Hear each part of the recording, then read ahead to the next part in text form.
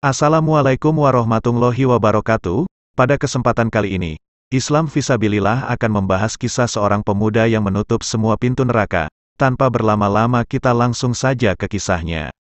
Syekh Muhammad bin Abu Bakar al-Usfuri dalam kitabnya Mawaid al-Usfuriyah menceritakan, bahwasanya ada seorang lelaki sedang wukuf di padang Arafah. Di tangannya ada 7 batu. 7 batu tersebut bersaksi terhadap lelaki tersebut kepada Allah, bahwa lelaki tersebut bersaksi tidak ada Tuhan selain Allah dan Muhammad adalah utusan Allah. Ketika lelaki tersebut tertidur dia bermimpi. Ia melihat dalam mimpinya seakan-akan hari kiamat telah tiba. Dia telah dihisap dan dia harus masuk neraka. Maka malaikat pun membawanya ke neraka. Ketika mereka pergi dan sampai di pintu neraka, tiba-tiba ada sebuah batu dari 7 batu tersebut yang terlempar ke pintu neraka. Malaikat azab kemudian berkumpul untuk mengangkatnya namun mereka tidak mampu mengangkat batu tersebut. Lantas berjalanlah mereka menuju pintu neraka yang lain, dan tiba-tiba di pintu neraka tersebut ada sebuah batu yang lain dari 7 batu tersebut menutup pintu neraka, dan lagi-lagi para malaikat azab tidak mampu mengangkatnya. Kemudian para malaikat azab pun tetap akan membawanya ke neraka melalui pintu yang lain. Namun hingga menyusuri 7 pintu neraka, para malaikat selalu melihat tiap pintu neraka terdapat batu yang menutup pintu neraka, sehingga para malaikat tidak bisa membawanya masuk ke dalam neraka. Kemudian para malaikat membawanya, berjalanlah mereka hingga sampai di bawah aras dan para malaikat pun mengadukan hal yang baru saja mereka alami kepada Allah Subhanahu wa Ta'ala. Para malaikat berkata, "Wahai Tuhan kami, Engkau mengetahui terhadap urusan hamba-Mu dan kami tidak menemukan jalan ke neraka baginya." Maka Allah Subhanahu wa Ta'ala berfirman, "Wahai hambaku, apakah engkau menyaksikan batu-batu tersebut tidak menyia-nyiakan hak-Mu?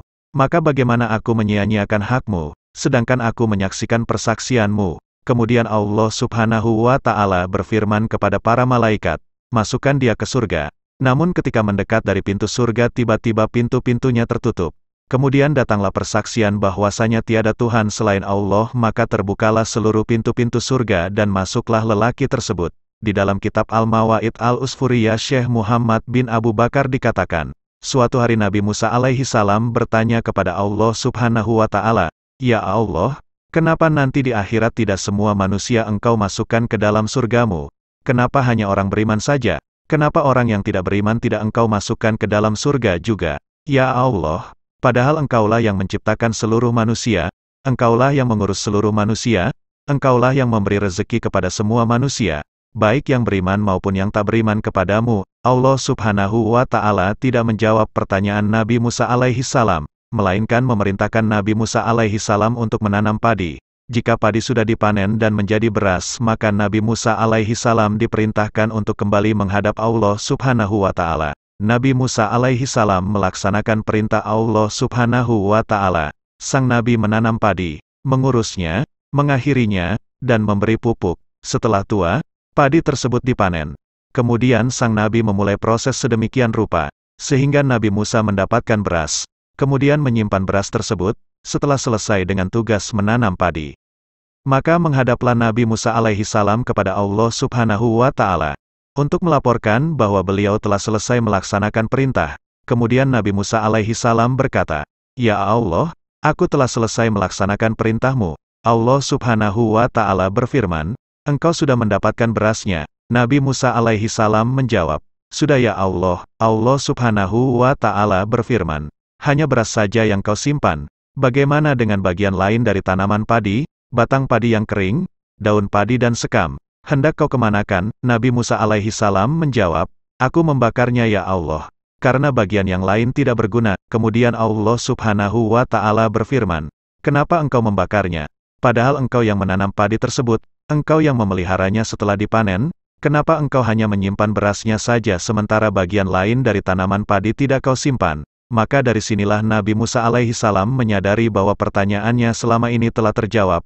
Allah Subhanahu wa Ta'ala menciptakan manusia di bumi seperti manusia menanam padi di sawah, dan penciptaan manusia dan seluruh alam merupakan kehendaknya Allah Subhanahu wa Ta'ala, memberikan rezeki kepada seluruh manusia dan merawat seluruh manusia. Namun hanya manusia yang taat dan beriman kepada Allah saja yang akan Allah masukkan ke dalam surga, sedangkan manusia yang mengingkari Allah akan dibakar di neraka. Laksana Nabi Musa alaihi salam yang menanam padi. Ketika panen tiba, maka hanya bagian yang berguna saja yakni beras yang akan disimpan, sementara bagian yang lain dibakarnya karena tidak berguna. Allah Subhanahu wa Ta'ala pun menegaskan kepada Nabi Musa alaihi salam, bahwa meskipun Allah Subhanahu wa Ta'ala yang menciptakan manusia, Allah yang mengurus manusia, dan Allah yang memberikan rezeki kepada manusia baik yang beriman maupun yang tidak beriman. Namun pada akhirnya yang masuk ke dalam neraka adalah orang-orang yang enggan mengucapkan kalimat la ilaha illallah. Merekalah orang-orang yang mendustakan Allah dan Rasul utusannya. Kalimat la ilaha illallah dijadikan satu tahapan utama bagi seorang mualaf. Kalimat tahlil ini juga sebagai salah satu acuan seseorang yang mendapatkan kematian husnul khotimah. Seseorang yang telah kafir bertahun-tahun saja mampu menjadi muslim dengan kalimat ini. Harusnya kita yang telah menjadi muslim bertambahlah keimanan juga ketakwaan dengan kalimat la ilaha illallah. Di hari kiamat kelak kalimat tauhid lebih kuat daripada lembaran-lembaran catatan dosa. Hal ini dijelaskan dalam hadis dari Abdullah bin Amr bin Ash diriwayatkan dalam kitab Musnad Imam Tirmidzi bahwa Rasulullah Shallallahu Alaihi Wasallam bersabda, seorang laki-laki dari umatku dipanggil di hadapan semua makhluk pada hari kiamat, lalu 99 buku catatan disebar yang masing-masing catatan lembarnya sejauh mata memandang. Kemudian Allah Subhanahu wa Ta'ala berfirman kepadanya, apakah kamu memungkiri sebagian ini? Ia menjawab, tidak ya Allah. Lalu Allah bertanya, apa kau punya alasan atau kebaikan? Ia menjawab, tidak ya Allah. Lalu Allah Subhanahu wa Ta'ala berfirman, sesungguhnya kau memiliki satu kebaikan di sisi kami dan engkau tidak dizalimi. Lalu dikeluarkanlah satu lembaran catatan kecil yang berisi kalimat aku bersaksi tidak ada Tuhan selain Allah dan bahwa Nabi Muhammad adalah utusan Allah. Lalu ia berkata, wahai Tuhanku, apakah artinya satu lembaran catatan kecil ini jika dibandingkan buku-buku catatan yang lain?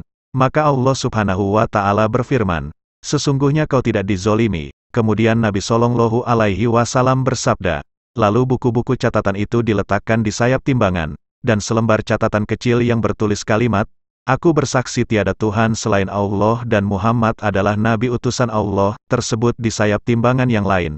Dan ternyata buku-buku catatan itu ringan, dan selembar kalimat syahadat itu lebih berat. Dengan begitu tidak diragukan bahwa di dalam hati orang tersebut terdapat iman yang membuat selembar tulisan yang di dalamnya tertulis kalimat, la ilaha illallah Muhammadar Rasulullah, itu lebih berat dibandingkan buku catatan-catatan dosanya. Dari Abu Dzar Al-Ghifari radhiyallahu anhu berkata, aku bertanya, wahai Rasulullah ajarilah aku amalan yang mendekatkanku kepada surga dan menjauhkanku dari neraka. Maka Rasulullah Shallallahu Alaihi Wasallam bersabda, jika engkau melakukan keburukan, maka iringilah dengan kebaikan. Aku bertanya, apakah perkataan la ilaha illallah termasuk kebaikan? Rasulullah Shallallahu Alaihi Wasallam bersabda, ya, dia, la ilaha illallah, termasuk kebaikan yang paling baik. Betapa dahsyatnya kalimat tersebut dan keyakinan dengan kalimat la ilaha illallah Muhammadar Rasulullah, sehingga menyebabkan lelaki yang ada di dalam kisah ini terhalang dari azab neraka dan membawanya masuk ke dalam surga. Wallahu a'lam bishawab. Alhamdulillah saudara seiman, semoga kisah ini dapat menambah ilmu dan menambah ketakwaan kita kepada Allah Subhanahu wa Ta'ala. Assalamualaikum warahmatullahi wabarakatuh.